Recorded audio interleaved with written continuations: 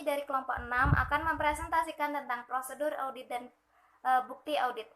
Yang pertama, di sini saya sendiri, nama Dian Fitri Lestari, NIM 5170111181.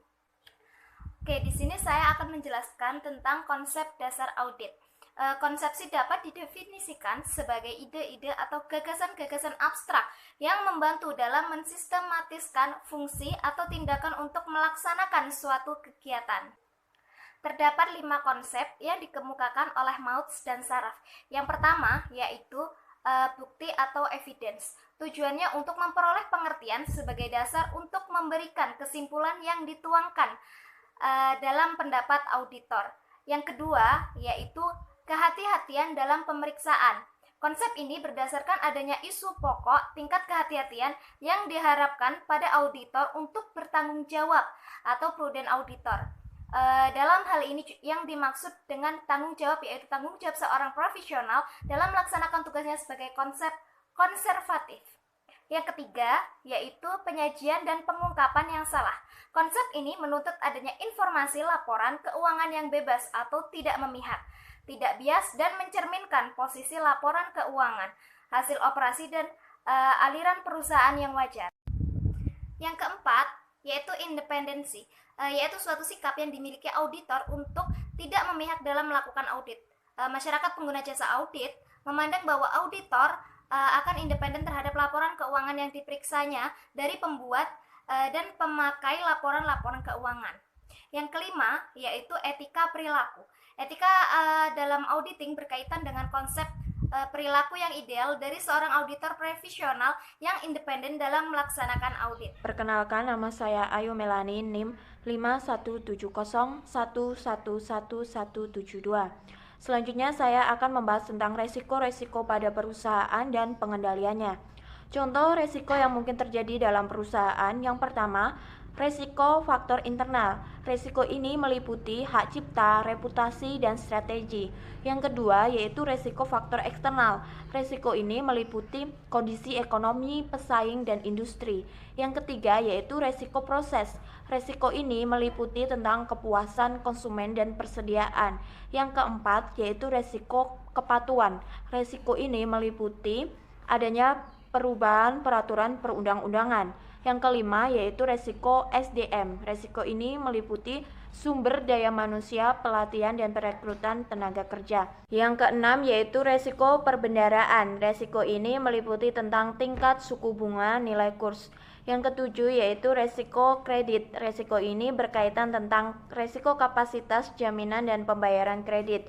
Yang kedelapan yaitu resiko perdagangan. Resiko ini berkaitan dengan harga komoditas barang. Yang kesembilan yaitu resiko keuangan, meliputi resiko standar akuntansi, anggaran, pelaporan keuangan, dan aturan pelaporan. Yang kesepuluh yaitu resiko teknologi, meliputi resiko akses informasi dan ketersediaan infrastruktur. Ada beberapa bentuk pengendalian yang dapat dilakukan, antara lain sebagai berikut. Yang pertama yaitu pemisahan tugas. Antara bagian yang melakukan transaksi tidak boleh dicampur dengan bagian yang memiliki kewenangan otorisasi. Yang kedua yaitu jejak audit. Proses harus diatur sedemikian rupa sehingga hasil akhir dapat dengan mudah ditelusur kembali ke transaksi yang menciptakan hasil tersebut. Yang ketiga yaitu keamanan dan integritas. Artinya pembatasan pada orang-orang tertentu yang hanya mempunyai kewenangan dan otorisasi dalam mengakses sistem atau aset. Yang keempat yaitu dokumentasi. Proses harus didokumentasi dengan memadai. Assalamualaikum warahmatullahi wabarakatuh.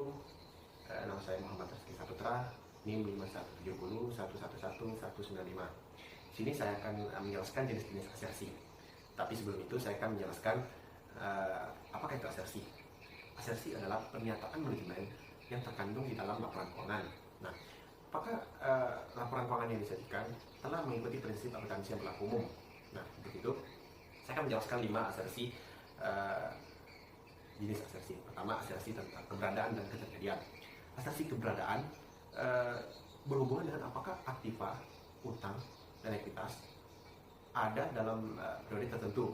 Nah, untuk asersi keterjadian sendiri, apakah seluruh transaksi yang dicatat benar terjadi pada periode tertentu ataukah tidak? Itu asersi yang pertama. Asersi yang kedua asersi kelengkapan. Apakah seluruh transaksi dan akun yang seharusnya disajikan dalam laporan keuangan diungkapkan atau dicantumkan di dalamnya. Nah, untuk asersi yang ketiga, asersi tentang hak dan kewajiban. Asersi hak dan kewajiban berhubungan dengan apakah aktiva merupakan hak entitas dan utang merupakan kewajiban organisasi pada tanggal tertentu atau periode tertentu. Nah, untuk asersi yang keempat, asersi tentang penilaian dan alokasi, berhubungan dengan apakah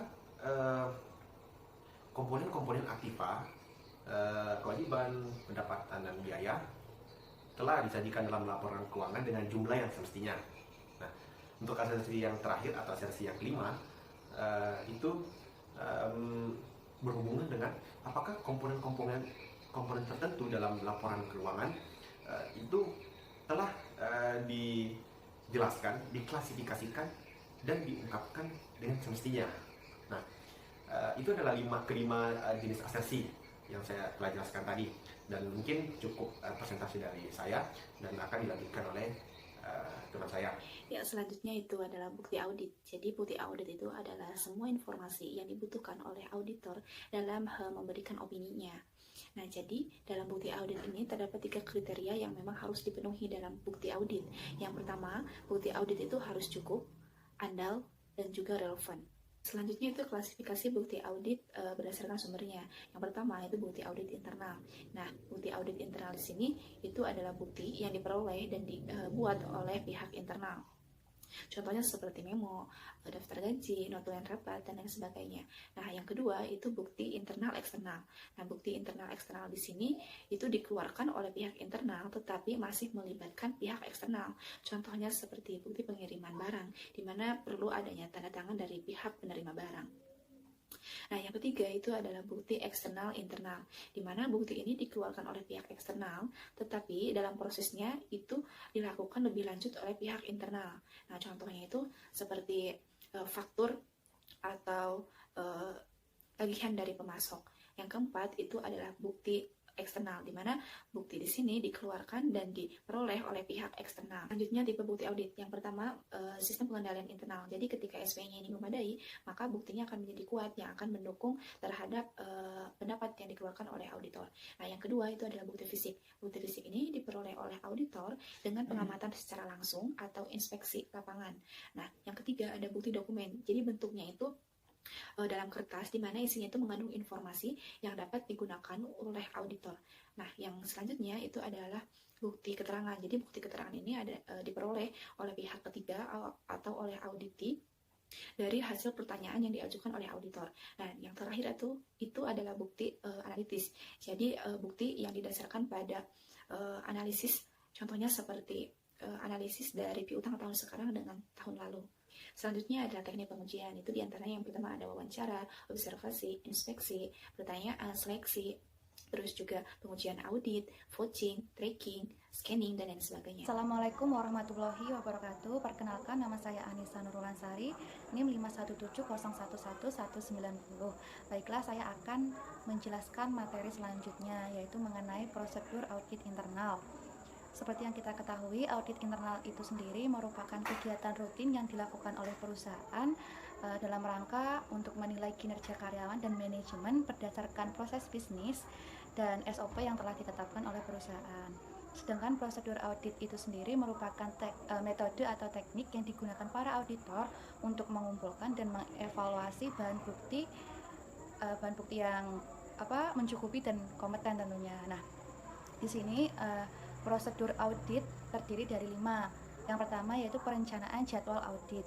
Dengan adanya perencanaan jadwal audit di sini, maka audite dapat menyelesaikan perbaikan sebelum audit itu dilakukan, sehingga mereka itu mendapatkan informasi yang berharga pada saat pelaksanaan perbaikan tersebut. Nah, atau dapat juga meminta bantuan kepada auditor untuk mengumpulkan informasi yang tujuannya nanti untuk perencanaan improvement di area lainnya. Kemudian yang kedua yaitu perencanaan proses audit. Pada tahap ini auditor harus menetapkan sasaran yang akan direview, kemudian mempertimbangkan resiko yang mungkin timbul, kemudian sumber daya menentukan atau mempertimbangkan sumber daya yang akan ikut serta yang akan terlibat pada proses audit, kemudian menetapkan program-program audit yang sesuai dengan perusahaan, dan tidak lupa juga meminta persetujuan kepada top manajemen untuk proses auditnya. Jadi sebuah rencana yang baik itu dia dapat memastikan bahwa auditnya itu akan mendapatkan nilai tambah dari kegiatan proses audit. Prosedur yang ketiga yaitu melakukan audit atau pelaksanaan audit. Nah, fokus dari kegiatan ini yaitu untuk mengumpulkan bukti bahwa proses ini telah berjalan sesuai dengan yang direncanakan sebelumnya. Kemudian dan juga efektif dalam menghasilkan output yang dibutuhkan. Jadi di sini itu auditor tidak hanya mengidentifikasi area-area mana saja yang tidak berfungsi dengan baik, tetapi juga menunjukkan area mana saja yang berfungsi dengan baik apabila dilakukan suatu perubahan. Kemudian prosedur yang keempat yaitu pelaporan audit. Pelaporan audit di sini yaitu pelaporan hasil-hasil pemeriksaan kepada pihak yang menunjuk auditor, dan pelaporan di sini itu sifatnya objektif, konstruktif, singkat, padat, dan tepat waktu tentunya. Nah, di sini nanti auditor juga harus mencantumkan perkembangan proses yang mungkin dicapai. Kemudian prosedur yang kelima yaitu tindak lanjut atas masalah atau perbaikan yang ditemukan. Jika masalah ditemukan dan tindak lanjut sudah dilaksanakan, lalu memastikan bahwa temuan tersebut sudah diperbaiki. Jika improvement sudah dilakukan, lalu langkah selanjutnya yaitu melihat seberapa banyak perubahan yang telah meningkat dari sebelumnya. Di sini saya akan menjelaskan tentang kertas kerja pemeriksaan. Di dalam standar audit, kertas kerja pemeriksaan ini didefinisikan sebagai catatan-catatan yang diselenggarakan oleh auditor yang berhubungan dengan pengujian audit yang ditempuhnya, kemudian prosedur audit yang telah dilakukan, informasi yang diperoleh, dan kesimpulan yang dibuat mengenai auditnya.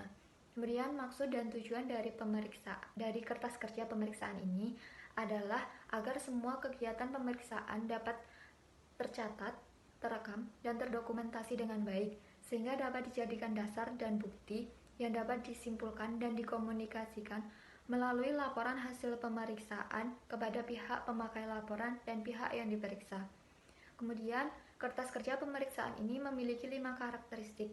Yang pertama adalah lengkap dan jelas. Maksudnya, kertas kerja tersebut harus berisikan seluruh informasi atau data penting yang harus dicantumkan dan tidak memerlukan tambahan penjelasan secara lisan. Yang kedua adalah teliti dan akurat. Dalam pembuatan kertas kerja, auditor harus memperhatikan ketelitian dalam penulisan dan perhitungan, sehingga kertas kerjanya terbebas dari kesalahan tulis maupun perhitungan. Yang ketiga adalah ringkas.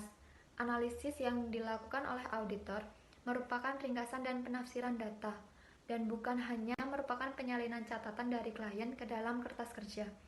Yang keempat adalah mudah dimengerti dan berurutan. Maksudnya, kertas kerja tersebut harus rapi dan mudah dipahami. Jika tidak, kegunaan kertas kerja dalam pembuatan laporan akan terbatas. Yang kelima adalah relevan. Maksudnya, informasi yang terdapat dalam kertas kerja tersebut harus dibatasi hanya untuk hal-hal yang secara material penting, mendasar, dan berguna dengan tujuan yang ditetapkan dalam penugasan. Sekian presentasi dari kelompok kami. Apabila ada kesalahan kami mohon maaf. Wassalamualaikum warahmatullahi wabarakatuh.